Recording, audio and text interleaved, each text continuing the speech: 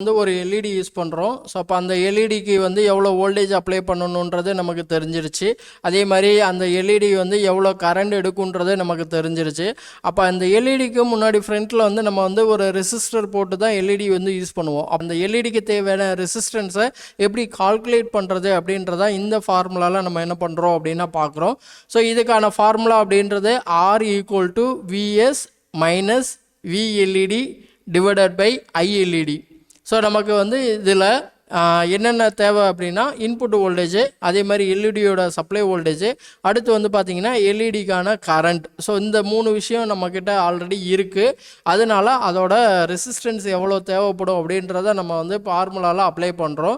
So இப்போ R = 5 voltage minus 1.8 voltage. So எல்இடிக்கு வந்து நம்ம 1.8 வோல்டேஜ் வந்து இன்புட்டு கொடுக்குறதா நம்ம வந்துட்டு கன்சிடர் பண்ணி நம்ம 1.8 அப்படின்றத கொடுக்குறோம்.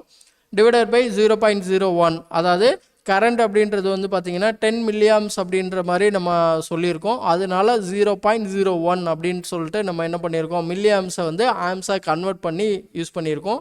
ஸோ இதை டிவைடேட் பண்ணோம் அப்படின்னா நமக்கு கிடைக்கக்கூடிய ஆன்சர் R = 320 அப்படின்ற மாதிரி கிடைக்கும். அப்போது நம்ம வந்து ஒரு 5 வோல்ட் சப்ளை நம்ம யூஸ் பண்ண போகிறோம்.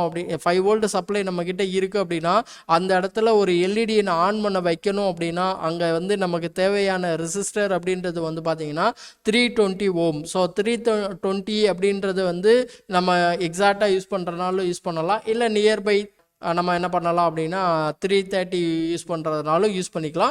+or-10 ரேஞ்சில் நம்ம என்ன பண்ணிக்கலாம் அப்படின்னா ரெசிஸ்டன்ஸ் வந்து யூஸ் பண்ணிக்க முடியும். அப்போ ஒரு எல்இடிக்கு முன்னாடி யூஸ் பண்ணக்கூடிய ரெசிஸ்டன்ஸை எப்படி கால்குலேட் பண்ணுறது அப்படின்னா இந்த ஃபார்முலா யூஸ் பண்ணி தான் நம்ம என்ன பண்ணணும் அப்படின்னா கால்குலேட் பண்ணணும்.